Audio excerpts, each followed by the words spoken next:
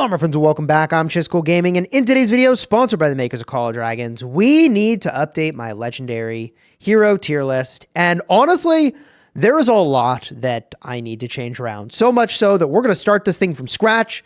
We're going to tier out all those heroes, and we're going to start with the very best of the best heroes and go from there, okay? And these heroes that are in the S tier are a cut above all the rest. I'm going to rank them as individual heroes rather than pairings, because I think there is some differentiation that we can make there. And the very first hero that is, in my opinion, the best hero in the game is Magrat. Mag-Zay as a combo is disgusting, but Magrat herself can also work with mages, which is kind of nuts.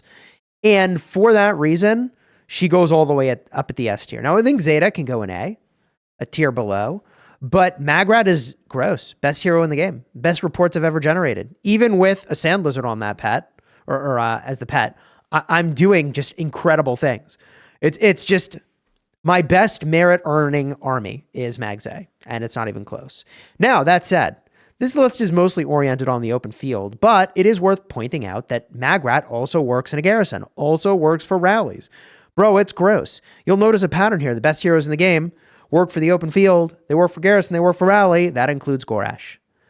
Goresh is gross, man. Look, counterattacking is really nuts. I think I would put Chisgule as A as well. But the Goresh is, I think, the linchpin of the combo, of the Goresh-Chisgule combo. Very, very powerful. My best infantry for the open field, not by a little, by a lot. In fact, I would argue Danfel's just okay. I would say Magro has been deeply unimpressive for me in the open field.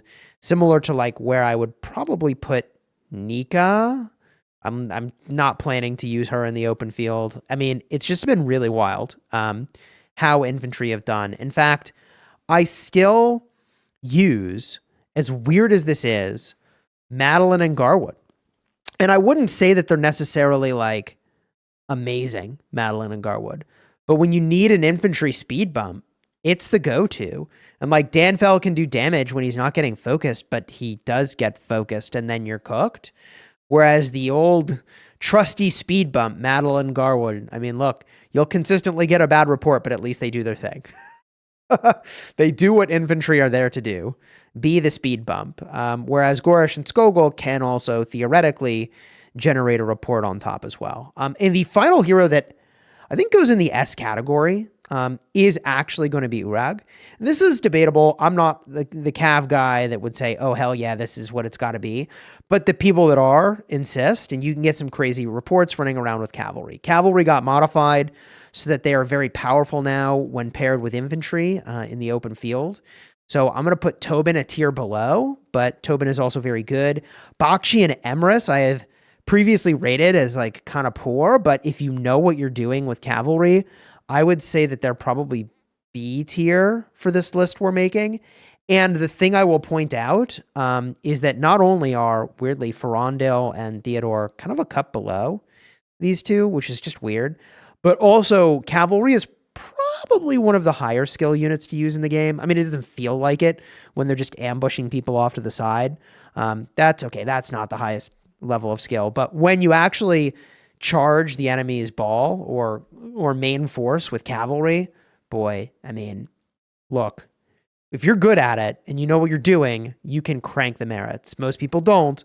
They won't know what I'm talking about. I'm not even all that good at that yet, I would say. I'm still getting the hang of it, but it's insanely powerful.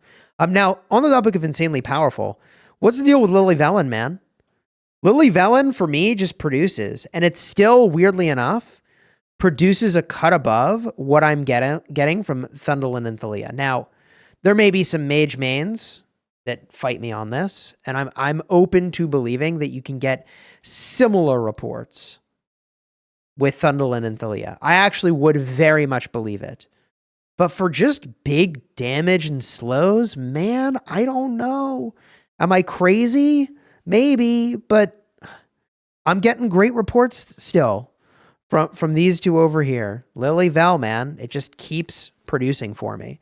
Now, while we're here, I will say Bert and Tohar seem to not be it pretty consistently.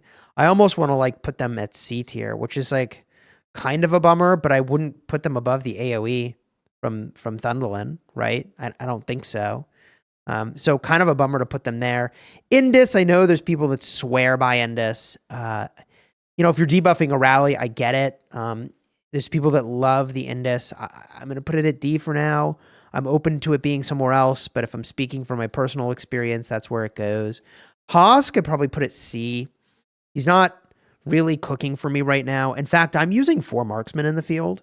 And let me tell you, Marksmen have become my new favorite by far. It's not infantry because they just run in and die and I'm just sad about life. And I just do that over and over and over and take negative trades largely, with except Gorish and Chisgule. But I'm just like doing the speed bump thing as infantry. I die for the cause. It's not for recognition. It's for the work that needs doing. And if everybody does it, we all eat dog doo-doo together with our infantry. But Marksman slap, man. I'm having so much fun with Marksman. Unlike mages that feel like the DPS is really slow, like when I target something with the Marksman, bro, it's dead. It's done. It's cooked. It's over. I am exposed using Marksman. I'm toward the front, and there's risk to that. But let's talk about this. We've got the new Marksman we need to rank. I'm going to put them at A. They're not as good as Magzay. And in fact, I think I put the Fulgrim at A and the Sybil at B is probably the way I do that. And the craziest part about those two is that because now we're getting some more defense breaks applied, the Nico Kanara combo is actually doing great, which is so weird. And it's doing like as well for me as these other things are in the B tier. And I don't know, it feels like Sin Frey got a shadow nerf. I'm not actually accusing of that, but like they aren't doing for me what they used to do in a way that is just so shocking and weird. I don't understand what happened. They used to slap. Now they're my worst performing Marksman, and I cannot tell you why. It's like mysteriously, magically, for reasons I can't explain, they just aren't doing what they used to do. And it is what it is. Even though my pet for them is like God tier, I've got literally a crappy sand lizard on my Fulgrim, and he's already cooking. In fact, my Fulgrim and Sybil are like 5-5, 5-1. So I have them ranked a tier below Magzay, but I think there's even an argument to be made they might be Magzay quality. And this brings us to some weird ones, okay? I think with Thea, you can do some really good work. I'm currently not using her. There's going to be some people that would say at C tier, there's a criminal ranking for her. I definitely get it. I think there's really good stuff you can do with her, but I wouldn't quite put her at the power level of the heroes that are in the B tier currently. It is kind of tempting to bump down Thalia. That is, you could debate this. In fact, I might put Thundolin up here and keep Thalia down there because I think Thundolin's doing cool stuff. She's even got a really good debuff. So I think actually I feel good about that change. Then you've got Moo and the healer, okay? And you've got Bahorn. And I have seen people absolutely cook with these guys. They're either the top of B or the bottom of A. And I'm actually not sure which it is. But the fact that you could invest in those heroes like really early in the game and use them for a long time feels to me like a pretty big win, truth be told. So I'm going to put them in B, but also they are cooking. So I think this is how I tier the heroes for now. Do I think it's perfect? No, I don't think this list is quite perfect. But do I feel pretty good about this list? I would say yes. Yes, I do. I might bump Chisgule to the end of A. I might then move, I don't know, these mages I'm tempted to move around. I don't know, what have I really done here? Tobin I might pull to the back. I think it might look closer to this. Maybe like this even, actually. Fulgrim at the top of A. I don't know, I think this list is kind of directionally correct. And my overall sentiment right now for the different troop types is that infantry, bless their hearts, they do their duty. They die with valor and get no recognition. The marksmen absolutely slap. Big damage. I want to become a marksman main, kind of. It's kind of nuts. I'm enjoying the play style. There's risk reward there. Sometimes you get absolutely waffle stomped because you get caught out and it is what it is. But the better you get, the less that happens. I like Marksman a lot. Mages, it's definitely fun to sit back, but like half the velocity of the merit gain and half the velocity of hospital is the way I feel like that's been going. Now, velocity of merit gain does not mean that you're not getting the same quality of reports. No. You just rack up the merits faster, I feel, with the Marksman than you do the mages. And the mages can get the same amount of merits per report, but I find that it takes me twice as long to do it. Do you also have that experience? Am I crazy? And then cavalry probably are like the fastest to get merits, but also the fastest to get cooked, depending on how you use them.